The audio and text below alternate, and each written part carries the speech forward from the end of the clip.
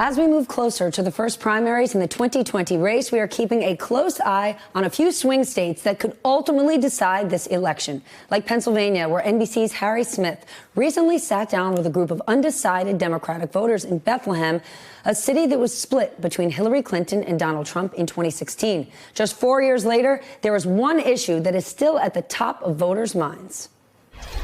How important is health insurance to you? Oh, basically, if I don't have my medications over a 36-hour period, I will die. It's too expensive. Our deductible is still $10,000. It's absurd. I worked at Wells Fargo for 13 years. I had a job at the time at Wells Fargo paying $17 an hour, and I still couldn't afford medical coverage. Still couldn't afford it. I would like universal health care. I would like what I've seen in other countries. Some say that, well, the American way is you work hard, et cetera, et cetera. I don't care what the American way is, really. I want change. Here to weigh in, Genesis Ortega. She's a reporter in Lehigh Valley who's been speaking to voters in this very key county. Charlie Sykes, Joel Payne, back with me. Genesis, that conversation right there. Voters on the ground. Oh, absolutely. Healthcare is a huge issue for voters and for people in the Lehigh Valley. The important thing to note is that access to healthcare is there for people in the Lehigh Valley. The issue is the affordability of the healthcare. If you think about it, the Lehigh Valley is so diverse, but it has a huge blue-collar population. So you see people that are working 2 and 3 jobs really to make ends meet. Charlie, should Democratic candidates, based on what we just heard, simply be laser focused on affordability of life? Yeah, no, this is a huge winning issue for Democrats if they don't overplay their hand. I think that you saw this in 2018. The problem is that Republicans will flip the script if, in fact, it becomes the question of we are going to take away your private health insurance and we're going to come up with a Medicare for All plan that's going to cost $30 trillion. So, I mean, that's the decision that Democrats have to make. Are they going to make this a net negative, something that the Republicans are going to play on? Look, I mean, the reality is we are a center-left, center-right country, and there are swing voters, and there are swing voters in places like Michigan, Pennsylvania, and Wisconsin. And if the focus is on, well, how can we make health care more affordable? What are the Republicans doing with health care? What is Donald Trump's plan? I think that that's a significant negative for the Republicans. On the other hand, this whole question of Medicare for all, I think, is a potential hand grenade for the Democrats in 2020. Joel, these voters, like many others, are very concerned with the growing divide between the rich and the rest of us. Let's listen. You put in 40 hours of work a week, you should be able to live a pretty good life. Does it feel like the table's not level to you? Oh, it's definitely not level. Far from level. It's missing 2 legs. The top 1% is garnering more and more of the total wealth in the world. You listen to the news every day. The economy is going gangbusters. The stock market's high. Smoke and mirrors. No, I mean I'm just telling you what I hear from the news. What if I don't own any stock? I can't take money out of my 401k. Right. Oh, wait, I don't have a 401k. I had to spend it. I need to know, as a young voter and as an energetic voter and someone who gets people energized to vote, how they're going to make sure that people my age and people younger aren't going to be set up for failure despite a system that tells us that we're set up for success. Joel, your reaction?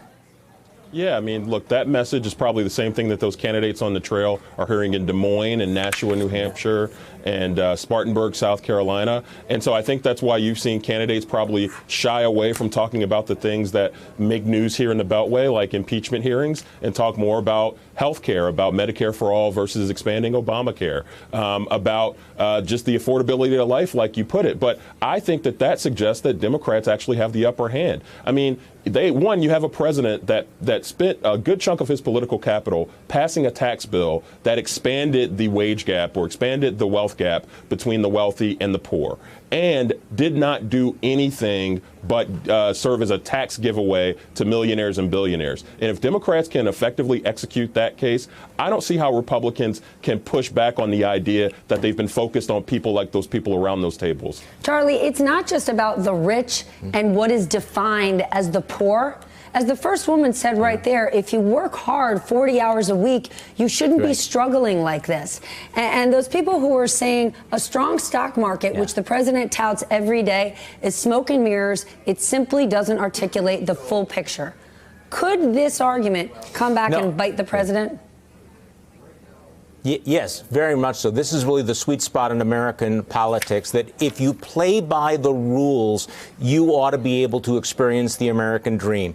If we live in a country in which you play by the rules and you are still broke, and people, run a company like WeWorks into the ground and then walk away with $1 billion, people say this system is rigged. This system is not fair. It is not legitimate. And given how much of Donald Trump's appeal has been this faux populism, this is a real area of vulnerability when people realize that Donald Trump is actually not making life better for the people who are struggling in the 40-hour-a-week jobs.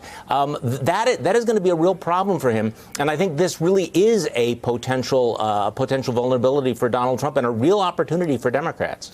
WeWork, Adam Newman, not $1 billion, $1.7 billion. Genesis, another thing that stuck out to us, one small business owner there talking about minimum wage. Watch. Here's my issue with minimum wage, okay? My top guy right now is making $15 an hour plus all his commissions. Frankly, he makes more in a year than I do. So he's making that. I hire the high school kid to cover some hours after school. I have to start him at $15 an hour. What do I do with that guy that's been with me for 7 years? So that argument right there, we hear from small business owners who are saying we're struggling. Because of that, you don't see minimum wage get raised nationally. But because of that very argument, monster companies like a CVS, an Amazon, a Target, a Walmart, do they get away with not treating their employees better because of the situation small businesses are in?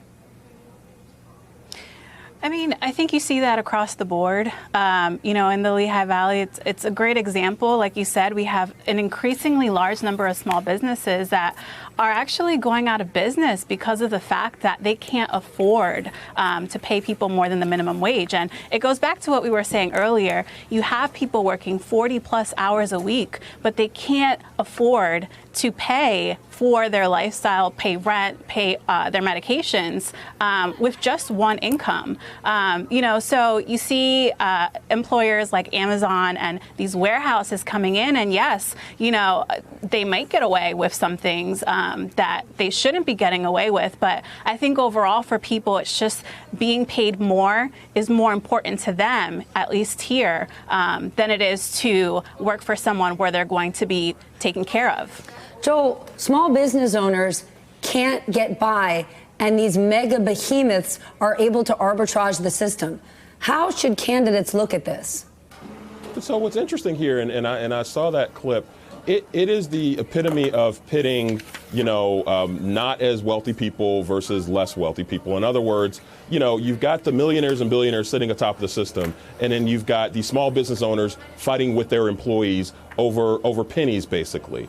And I think that's the power of the case of what Elizabeth Warren and Bernie Sanders are saying is you need big structural change in the way we think about those types of things. We think about it as there's only so much of a pie that's available, and you can only give so much of it to the worker or the small business owner. I think a lot of progressives would like a discussion focused around we need a rising tide that lifts all boats. Instead of paying less to the worker or not raising the minimum wage, we should be creating opportunities for small business, and we should be raising the minimum wage. And we can afford that by not redistributing money to the wealthy, to the millionaires and the billionaires with tax giveaways. I think that's where progressives would like to have this discussion. Hey there, I'm Chris Hayes from MSNBC. Thanks for watching MSNBC on YouTube. If you want to keep up to date with the videos we're putting out, you can click subscribe just below me or click over on this list to see lots of other great videos.